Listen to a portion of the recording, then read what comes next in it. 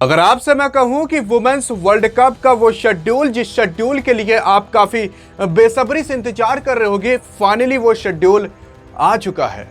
आखिर भारत कब, कहां और कैसे अपने मैचेस खेलेगा और क्या ये ओडीआई वर्ल्ड कप भारत जीत सकता है 2025 के अंदर, आइए जानते हैं। क्योंकि यहां पर आपको मैं बता देने की कोशिश कर देता हूं, ये वर्ल्ड कप मेंस का नहीं बल्कि वुमेन्स का होने वाला है और ये वर्ल्ड कप कभी और नहीं बल्कि इसी सितंबर से चालू होगा। लेकिन किस सितंबर से चालू होगा, कब से चालू होगा, कहां पर होगा और क्या भारत ये जीत सकता है, ये सब चीजें जानना काफी ज्यादा जरूरी है।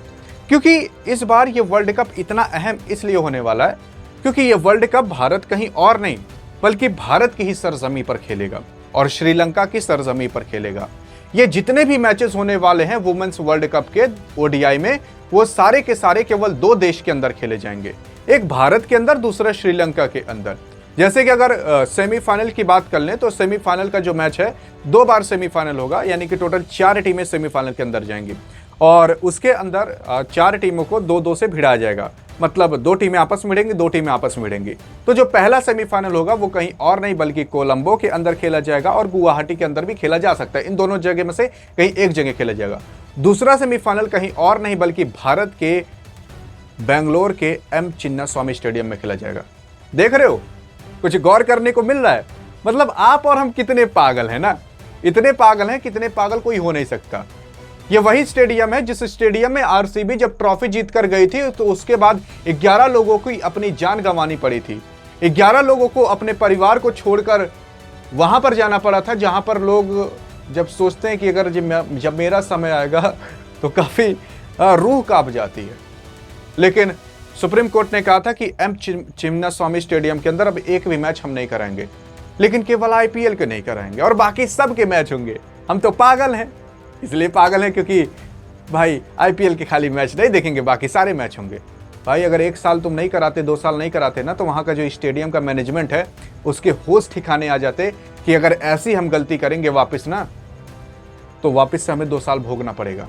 और जब उनके पास पैसे खत्म होते ना और भोगना पड़ता तो पता चलता। लेकिन आईपीएल के तो नहीं कराएंगे और बाकी सबके कराएंगे, हम तो पागल हैं। और इसी वजह से ये काफी बुरा हो रहा है। इंडिया के अंदर बहुत और सारे स्टेडियम हैं, गुजरात के अंदर है, यूपी के अंदर है, बहुत जगह हैं, कराओ जहां पर कराना है। लेकिन नहीं, वही बेंगलोर के एम चिन्नास्वामी स्टेडियम में कराना है। तो खैर जो भी होगा देखा जाएगा, अब कुछ आप और हम कर नहीं सकते। लेकिन मैं आपको बता देना चाहता हूं कि भारत और श्रीलंका को मिलाकर टोटल ऐसे 5 स्टेडियम हैं जहां पर ये सारे के सारे मैचेस कराए जाएंगे। टोटल 31 मैच होंगे। 31 मैच भारत ही सारे नहीं खेलेगा, भारत 7-8 मैच खेलेगा। सेमीफाइनल में जाएगा तो और खेलेगा, फाइनल में जाएगा तो और खेलेगा। मैं आपको बता देने की कोशिश करता हूं कि यहाँ पर 28 मैच ऐसे होंगे जो कि नॉर्मल मैच खेले जाएंगे, उसके बाद 2 सेमीफाइनल के मैच होंगे और 1 फाइनल का मैच होगा, तो टोटल 31 मैच हो जाएगा। और अगर बात करें क्या भारत यहाँ पर जीत सकता है इस फाइनल को, तो देखो अभी तक भारत ने टोटल बहुत सारे मैच खेले हैं ओडीआई के, लेकिन ऐसा केवल 2 ही बार हुआ है कि भारत ओडीआई के फाइनल में गया हो। लेकिन तब जब भारत ओडीआई के फाइनल में नहीं जा पाता था तो आपको पता है कि यार भारत की वुमेन्स टीम को कोई जानता ही नहीं था। लेकिन आज ये जो भारत की वुमेन्स टीम है वो इंटरनेशनल लेवल पर छा चुकी है। WPL भी इतना फेमस हो चुका है कि आप और हम देखना चालू कर दिए हैं। उसी के साथ साथ क्या आप एक बार ये बताना कि कोरोना के पहले सन 2015 के अंदर, 12 के अंदर आप MS धोनी, सचिन तेंदुलकर, विराट कोहली को तो जानते थे, लेकिन एक भी ऐसी महिला खिलाड़ी थी जिसको आप जानते थे? नहीं जानते थे।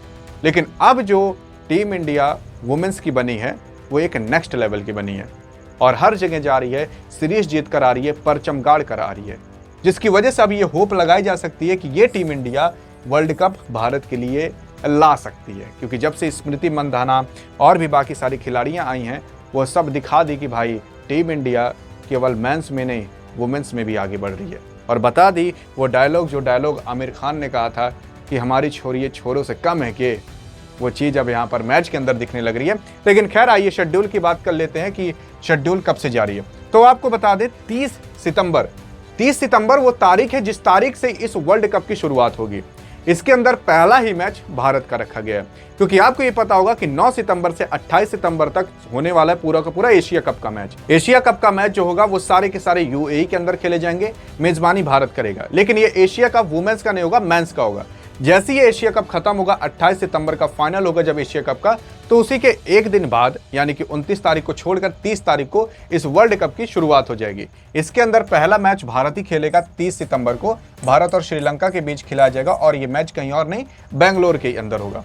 फिर दूसरा मैच भारत का 5 अक्टूबर को होगा, जो कि पाकिस्तान के खिलाफ होगा और कोलंबो के अंदर खेला जाएगा। फिर 9 अक्टूबर भारत को खेलेगा साउथ अफ्रीका के खिलाफ और विजाक के अंदर खेलेगा, विजाक स्टेडियम में। और फिर 12 अक्टूबर को भारत विजाक के स्टेडियम में खेलेगा, लेकिन ऑस्ट्रेलिया के खिलाफ खेलने वाला है भारत मैच। फिर 19 अक्टूबर को इंदौर में खेलेगा भारत, इंडिया और इंग्लैंड के बीच ये सारे मैच होंगे। फिर 23 अक्टूबर को गुवाहाटी में खेलेगा, जो कि भारत और न्यूजीलैंड के खिलाफ मैच खेलेगा। तो आप यहाँ पर काउंट करने की कोशिश करोगे तो 1 2 3 4 5 6 ऐसे मैच है जो कि भारत डायरेक्टली खेलेगा। लेकिन 26 अक्टूबर को आखिरी मैच होगा भारत का, जो कि बांग्लादेश के खिलाफ खेलेगा और बेंगलोर के अंदर होगा। लेकिन मैं आपको बताने की कोशिश कर देता हूं, ये टोटल 7 मैच है। अगर भारत को सेमीफाइनल के अंदर जाना है तो कम से कम 5 से 6 मैच, वो भी अच्छे रन रेट से जीतना पड़ेगा, तो कहीं सेमीफाइनल में जा पाएगी। और सेमीफाइनल में गए तो उसके बाद डायरेक्ट फाइनल, और फाइनल का ट्रॉफी उठाकर भारत ये दिखा देगी कि भाई हमारी छोरी छोरों से कम नहीं है। ओडीआई का वर्ल्ड कप भी ला सकती है, और फिर उसके बाद देखना पड़ेगा क्या छोरे 2027 का वर्ल्ड कप ला सकते हैं कि नहीं। बाकी अब आप बताइएगा कि क्या भारत की छोरियां छोरों से कम है कि? अधिक जानकारी चाहिए तो बगल में क्लिक करके देख सकते हो। मिलेंगे इस वीडियो में, तब तक के लिए जय हिंद और जय भारत।